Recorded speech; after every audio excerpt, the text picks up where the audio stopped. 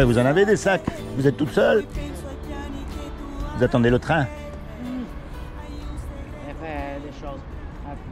Je ne sais pas sur le train ou le bus. Ah. Moi, je passe pour annoncer la bonne nouvelle. Vous connaissez la bonne nouvelle? Vous avez entendu parler à la radio? Non? Je ne sais pas quelle. Ah, eh ben, c'est qu'un jour ou l'autre, on va mourir. Et après, pour savoir si on va au paradis ou en enfer. Alors, vous allez aller où, vous? Vous avez une idée? Je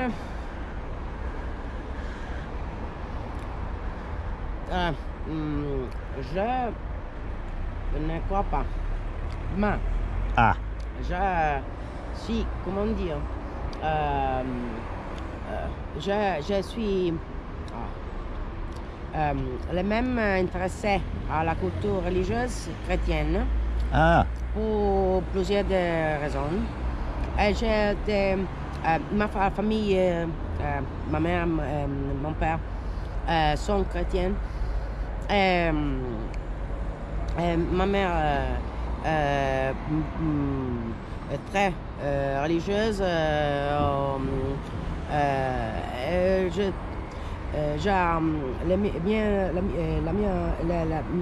Ma relation avec votre maman religion est plus affective au sein, mais aussi culturelle, parce que j'ai étudié l'histoire de la religion chrétienne.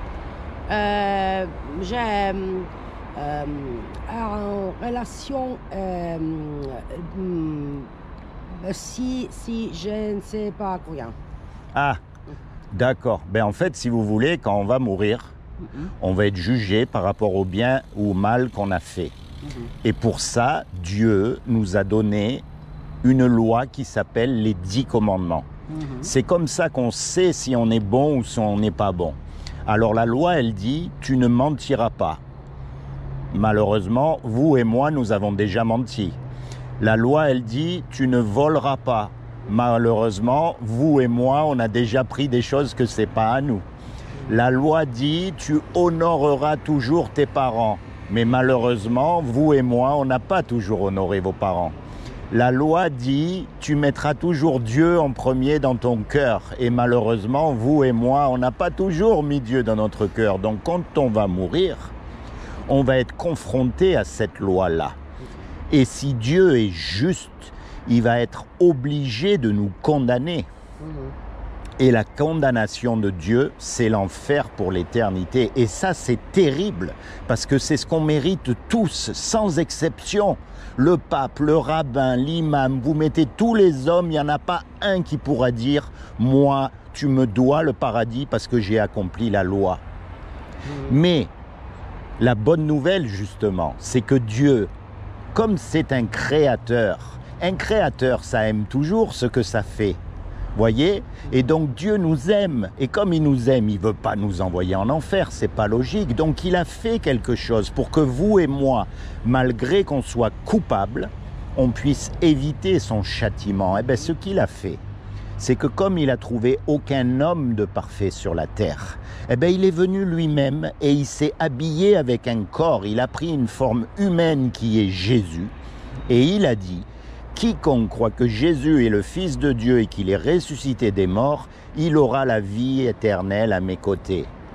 Mais ça ne suffit pas ça, parce que les démons, ils croient aussi et ils tremblent. La clé, c'est un mot qu'on appelle la repentance. Et repentance, ça veut dire quoi? C'est très simple. Ça veut dire se tourner vers Dieu. Voyez? Commencer à penser à Dieu, commencer à lui parler, commencer à avoir une relation intime avec lui. Parce que Dieu n'est pas religieux. Et je peux vous le prouver facilement.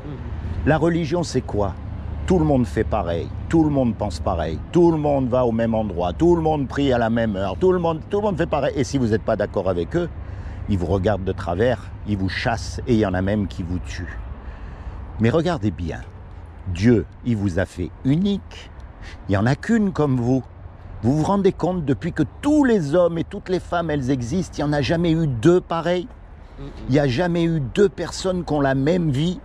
Eh bien ça montre que ce que Dieu veut, C'est pas des robots religieux qui sont tous pareils, mais... Et oui, mais c'est ça, c'est qu'il veut justement une relation intime avec vous, parce que vous avez souffert des injustices que moi j'ai pas souffert, et vice-versa. Vous avez eu des joies aussi que j'ai pas eu, et vice-versa. On a chacun une vie. Eh bien, Dieu veut s'inviter dans votre cœur pour marcher avec vous tous les jours. Mais ça ne veut pas dire que la vie, elle sera facile.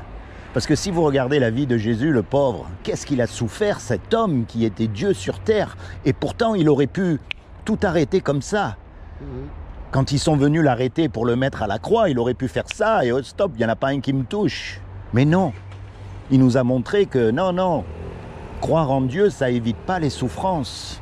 Alors moi, je vous encourage, dès aujourd'hui, à vous tourner vers Dieu, pas vers une religion, mais vers Jésus lui-même, et à commencer à lui parler, à lui dire, moi voilà, je viens d'une famille catholique, mais bon, je me suis éloigné, peu importe, mais je veux vraiment te rencontrer parce que je sais que tu es le sauveur.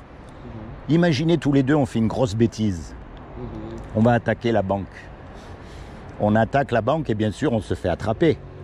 Et on passe devant le juge. Et le juge nous dit, voilà tous les deux, vous me donnez 50 000 € de caution ou vous partez 50 ans en prison. On n'a pas les sous.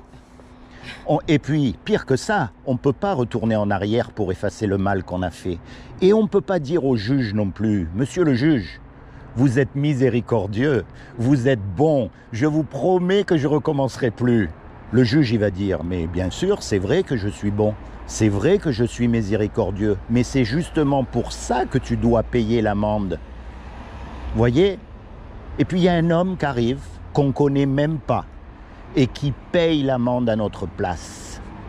Le juge, il est satisfait, l'amende, elle a été payée, et nous, même si on est coupable, on est libéré. Eh bien, c'est exactement ce que Jésus a fait pour nous à la croix. Lui qui est Dieu sur terre, qui est parfait, il s'est sacrifié pour nous donner l'accès au paradis éternel. Voyez? Alors je vous encourage vraiment. Merci. C'est comment votre prénom? Antonin. Seigneur Jésus, je te demande de bénir mon ami ici. Je te demande de lui accorder le désir de son cœur, de te révéler à elle comme son sauveur et son Seigneur, et plus que tout, de lui permettre de rentrer dans sa destinée éternelle. Soyez bénis, d'accord? Dieu vous cherche, il vous appelle. Même là, toute seule sur votre banc, vous pouvez parler à Dieu. Je vais vous dire une chose, Dieu n'est pas là-dedans. Il n'est pas là. Dieu, il est partout, il est omniprésent et il veut rentrer dans votre cœur. D'accord? J'ai compris. Qu'est-ce que vous voulez dire? Relation. Relation personnelle. Entre moi, nous et Dieu. C'est le principal. Dieu nous a pas fait des religieux. Alors en souvenir de moi, je vais vous laisser ça. Comme ça, c'est écrit en français, mais c'est pas grave. Oh non. Ça s'appelle le saut. Vous savez pourquoi? Merci. Et c'est ma dernière question. Est-ce que vous sauteriez d'un avion sans parachute? Bien sûr que non. Et pourtant, un jour vous allez sauter dans la mort, vous aussi comme moi. Est-ce qu'il n'y aurait pas un parachute pour sauter dans la mort? Et est-ce que ce parachute, ce serait pas Jésus? Souvenez-vous de la vie de cet homme, Jésus. Comment il a été rejeté par les prêtres. Comment il a été massacré, tout simplement parce qu'il faisait du bien autour de lui. Souvenez-vous de sa vie. Et accrochez-vous à lui, parce qu'il est écrit, il y a sous le soleil un seul nom qui nous a été donné par lequel nous pouvons être sauvés, c'est le nom de Jésus. Soyez bénis et bon voyage. Bon voyage. Au revoir. Misericordia,